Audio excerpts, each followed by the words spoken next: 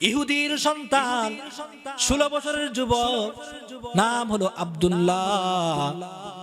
রাসূলুল্লাহ সাল্লাল্লাহু আলাইহি ওয়াসাল্লাম কালিমার দাওয়াত দিয়ে দিয়েছেন, কালিমার দাওয়াত দিয়ে দিয়েছেন। ইহুদির সন্তান 16 বছরের যুবক আব্দুল্লাহ রাসূল সাল্লাল্লাহু আলাইহি ওয়াসাল্লামের কালিমা লা ইলাহা ইল্লাল্লাহু মুহাম্মাদুর রাসূলুল্লাহ সাথে সাথে পড়ে ফেলেছে।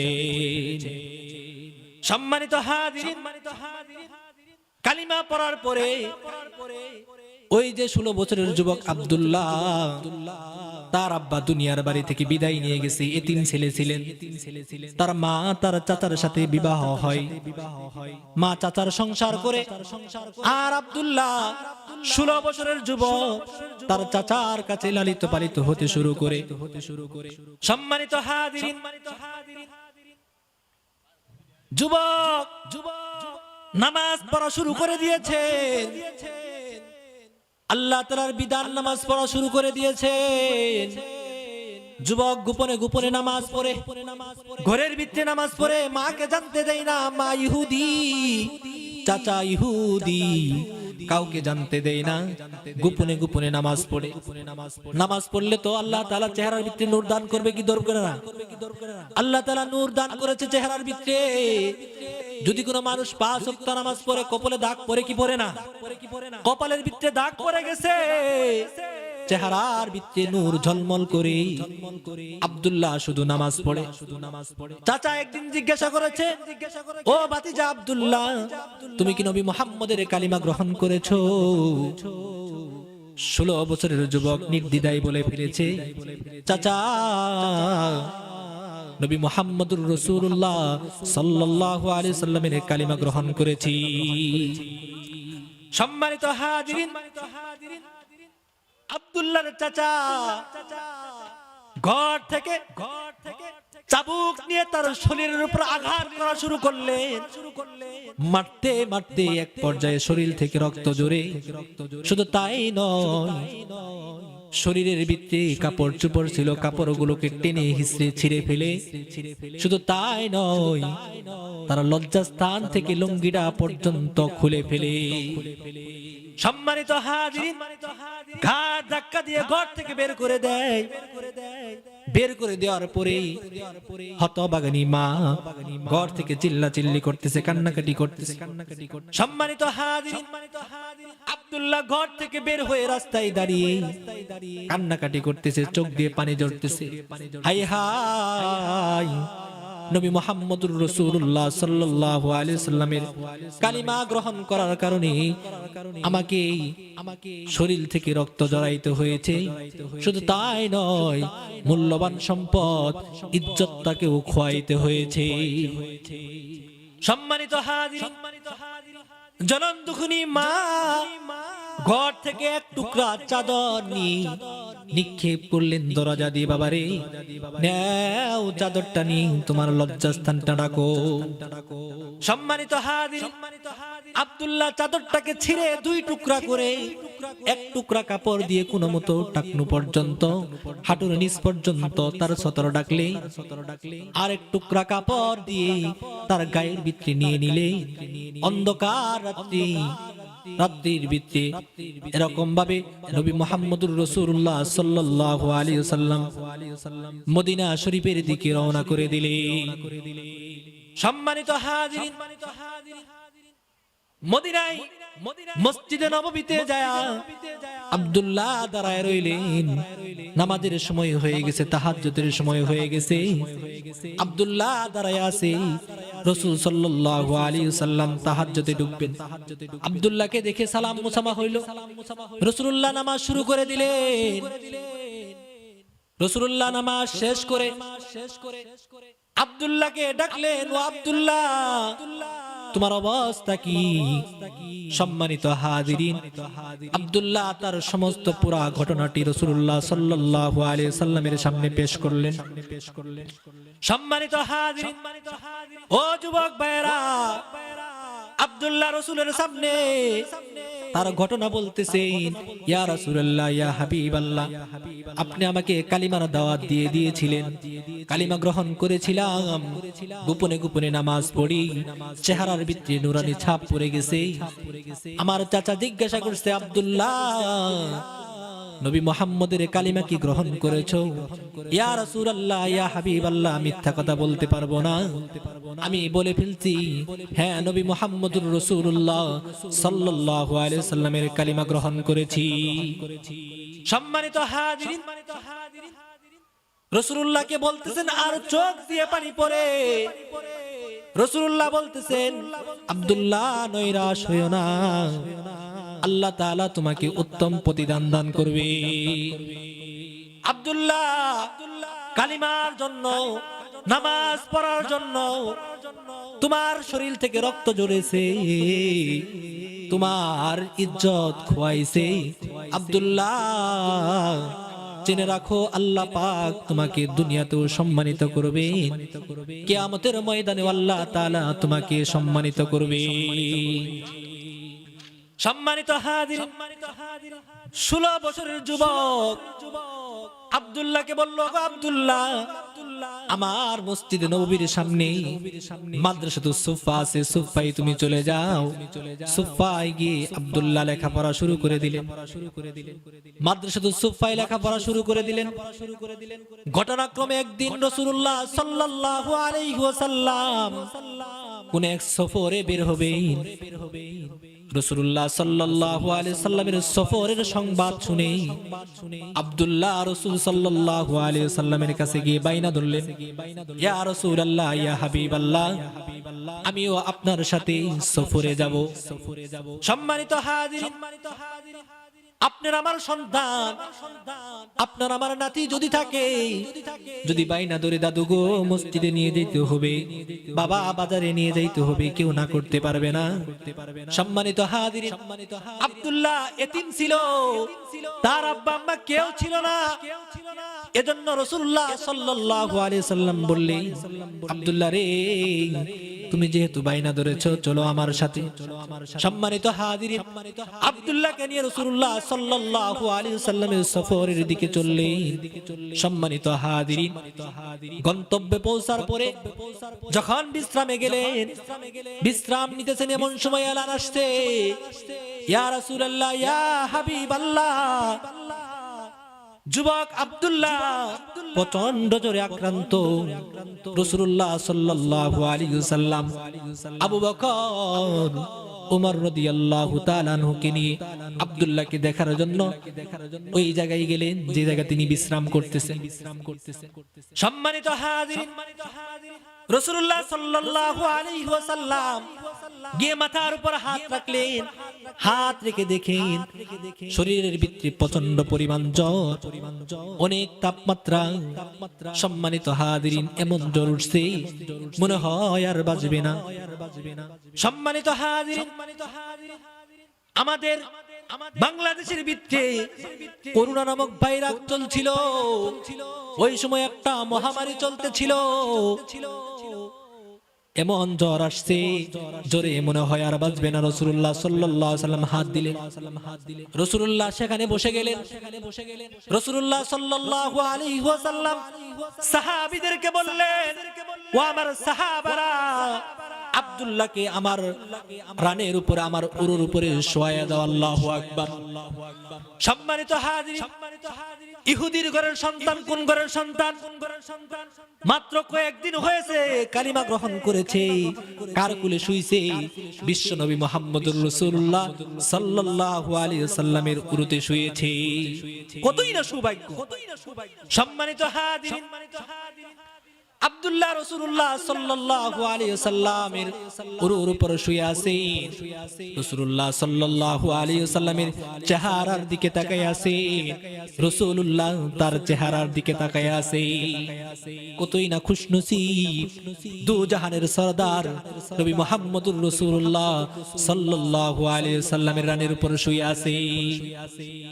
সম্মানিত হাজির, কিছুক্ষণ পরে জবান থেকে বের হয়ে যায় আশহাদু আল্লাহ ইলাহা ইল্লাল্লাহু ওয়া আশহাদু আন্না মুহাম্মাদার রাসূলুল্লাহ।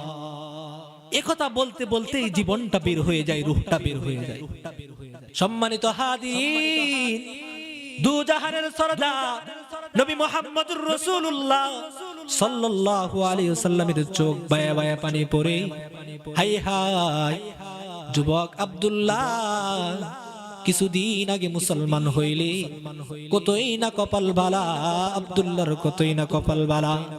যে আব্দুল্লাহ রাসূলের উরুর উপরে, রানের উপরে তার জীবনটা শেষ হয়েছে, কতই না সৌভাগ্যবান। রাসূলুল্লাহ সাল্লাল্লাহু আলাইহি ওয়াসাল্লাম সাহাবীদেরকে বললেন, ও আমার সাহাবারা, আব্দুল্লাহকে নিয়ে যাও, কিন্তু কাফনের কাপড় পরাবা না। রাসূলুল্লাহ বললেন, সাহাবারা রে, আমার চাদর মুবারক নিয়ে আব্দুল্লাহর কাফনের কাপড় পরায়া দাও। আল্লাহ পাক বলেন, ও আব্দুল্লাহ, আমার হাবিবের কালিমা গ্রহণ করার কারণে তোমার শরীর থেকে তোমার লুঙ্গি পর্যন্ত খুলে রেখেছিল, আমি আল্লাহ রাব্বুল আলামিন দুনিয়াতে বিশ্ব নবীর চাদর দিয়ে তোমার কাফনের কাপড় বানায় দিলাম। সম্মানিত হাজিরিন, আল্লাহ পাক জানায়া দেয়, আব্দুল্লাহ, তোমার পুরস্কার এখনো শেষ হয় নাই। সম্মানিত হাজিরিন, আব্দুল্লাহর জানাজার নামাজ কে পড়াবে? আব্দুল্লাহর জানাজার নামাজ বিশ্বনবী মুহাম্মদুর রাসূলুল্লাহ সাল্লাল্লাহু আলাইহি ওয়াসাল্লাম নিজেই পড়িয়েছেন। সম্মানিত হাজিরিন, আল্লাহ পাক বলেন, ওগো আব্দুল্লাহ, তোমার পুরস্কার শেষ হয় না এখনো। সম্মানিত হাজিরিন, কবরে কে নামবে? বাবার জন্য ছেলে নামে, ছেলের জন্য বাবা নামে, ভাই নামে, চাচা নামে, কিন্তু আব্দুল্লাহ এতিম ছিলেন, কেউ তো ছিলেন না। আব্দুল্লাহর কবরে কে নামবে? সম্মানিত হাজিরিন, রাসূলুল্লাহ কবরের ভিতরে নামলেন। কবরের ভিতরে নামার পরে সাহাবীদেরকে বলে, ও আমার সাহাবারা, আব্দুল্লাহর লাশটাকে আমার কুলের ভিতরে তুলে দাও। সম্মানিত হাজিরিন, আব্দুল্লাহকে রাসূলের কোলে দেয়া হয়। রাসূলুল্লাহ সাল্লাল্লাহু আলাইহি ওয়াসাল্লাম কবরের ভিতরে রাখলেন।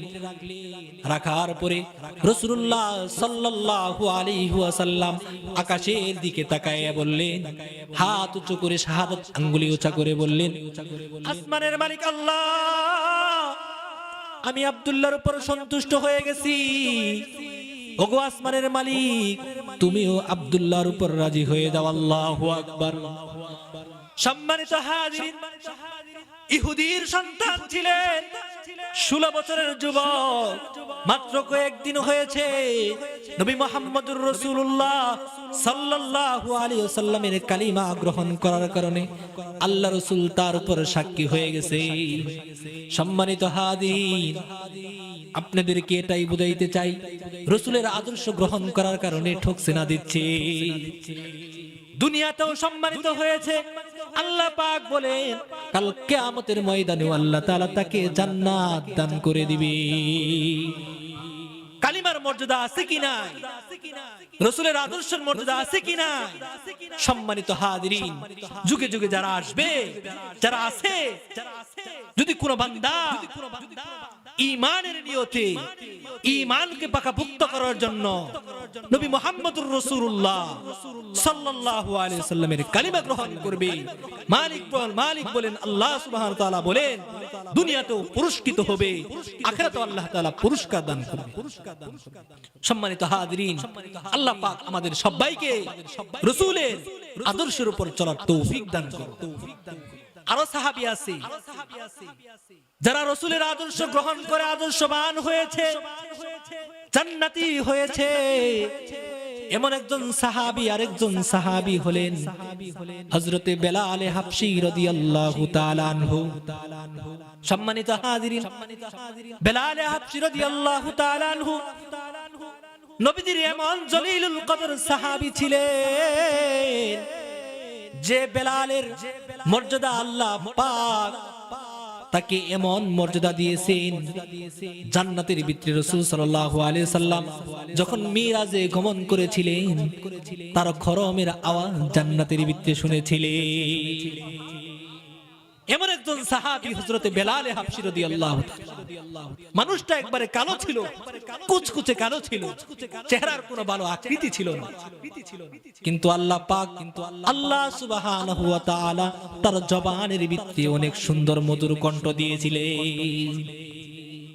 সম্মানিত হাজিরিন, হযরতে বেলাল হাবশী রাদিয়াল্লাহু তাআলা আনহু তিনি একজন হাবশী গোলাম ছিলেন, নবীজির আশিক ছিলেন। নবীজি বলেছেন, কালিমা বড় বেলাল, লা ইলাহা ইল্লাল্লাহ মুহাম্মাদুর রাসূলুল্লাহ। আল্লাহ পাক তোমাকে দুনিয়াতেও শান্তি রাখবে, পরকালেও শান্তি রাখবে। কালিমা গ্রহণ করছে, বেলালের জিন্দেগি সুন্দর হয়ে গেছে। সম্মানিত হাজিরিন, বেলাল হাবশী রাদিয়াল্লাহু তাআলা নবীজির কালিমা গ্রহণ করার কারণে নিজেকে অনেক জুলুম কষ্টের ভিতরে তার জীবন পার করতে হয়েছে, তাকে অনেক নির্যাতন নিপীড়ন করা হয়েছে, অনেক কষ্ট সহ্য করতে হয়েছে। সম্মানিত হাজিরিন, বেলাল হাবশী রাদিয়াল্লাহু তাআলা নুকে ওই মরুভূমির ভিতরে শুয়ে দিছে, তার মনিব শুয়ে দিছে। বেলালকে বলে, বেলাল নবী মুহাম্মদের কালিমা ছাড়, নলে কিন্তু অত্যাচার বাড়াইয়া দিব।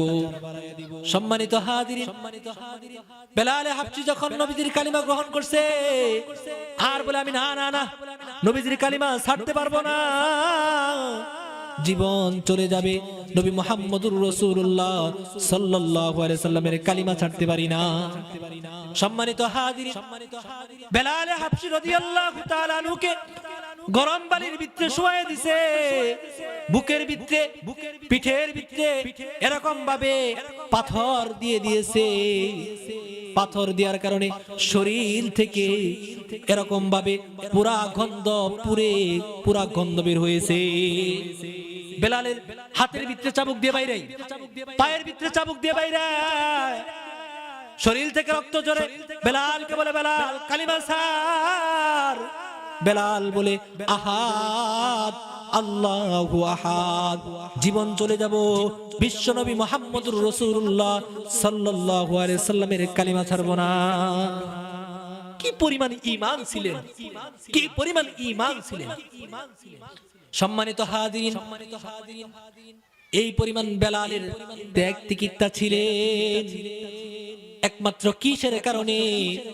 আল্লাহ রাসূলের কালিমা গ্রহণ করার কারণে, ইসলাম সত্য, কালিমা সত্য, সত্যকে গ্রহণ করার কারণে তাকে নির্যাতন সহ্য করতে হয়েছে। সম্মানিত হাজিরিন, বেলাল কেমন নবীজির আশিক ছিলেন। আমরা তো এমন আশিক রাসূল, মুখে দাড়ি নাই, সুন্নতি লেবাস নাই, আশিক রাসূল দাবি করি, নবীর সুন্নতের কোনো বালাই নাই। 12 রবিউল আউয়াল আসছে, জুসনে জুলুস উদ্বোধন করতে হবে, ঈদে মিলাদুন নবী পালন করতে হবে। সম্মানিত হাজিরিন, মিছিল করতে করতে জোহরের নামাজের সময় যায়। কেমন আশিক রাসূল হইলা, জোহরের নামাজ পড়লা না, কপাল পুরা বদনসিব। এমন আশিক রাসূল দরকার নাই, এমন আশিক রাসূলের প্রয়োজন নাই। যে আশিক রাসূলের মিলাদুন নবী উদযাপন করতে গিয়ে জোহরের নামাজ ছুটে যায়, এমন আশিক রাসূলকে আশিক রাসূল বলা হয় না, জিলাপি খুর বলা হয়। ঠিক না বেঠি? সম্মানিত হাজিরিন, আপনাদেরকে বেলালের ঘটনা বলে শেষ করে দিব। সম্মানিত হাজিরিন, বেলাল নবীজির কেমন আশিক ছিলেন? হযরতে বেলাল হাবশী রাদিয়াল্লাহু তাআলা আনহু রাসূলুল্লাহ সাল্লাল্লাহু আলাইহি ওয়াসাল্লাম দুনিয়া থেকে যখন বিদায় নিয়ে যান, দুনিয়ার বাড়ি ছেড়ে যখন পরকালে যাত্রা শুরু করে, বেলাল হাবশী রাদিয়াল্লাহু তাআলা আনহু বলে, না না, আমি বেলাল মদিনায় থাকবো না, আমি মদিনায় থাকবো না। বেলাল তিনি সিরিয়ায় হিজরত করেন। সম্মানিত হাজিরিন, বেলাল নবীজির ইন্তেকালের পরে সিরিয়ায় হিজরত করেন। বেলাল আর থাকবে না। বেলাল বলে, আবু বকর বিদায় দিয়ে দেন, আমাকে বিদায় দিয়ে দে। আবু বকর বলে, বেলাল কি জন্য চলে যাবে মদিনা ছেড়ে?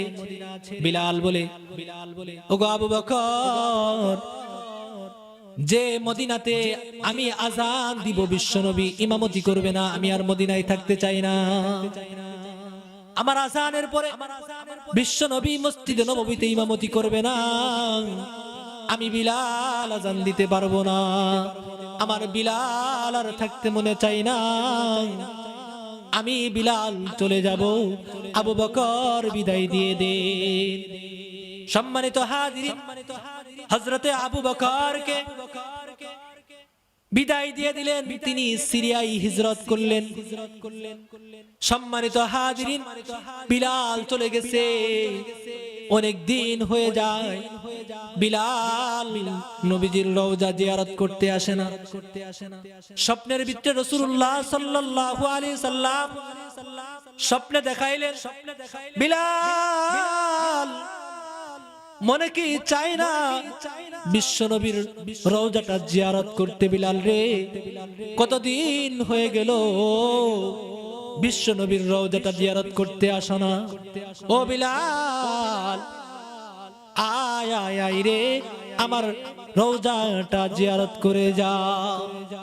সম্মানিত হাজিরিন, বিলালের ঘুমের ভিতরে স্বপ্ন যখন ভেঙে গেল, তাহাজ্জুদের সময় হয়ে গেছে, বিলাল রওনা করেছে, বিশ্বনবী স্বপ্নে দেখিয়েছে, বিলাল মদিনার দিকে যাত্রা শুরু করেছে।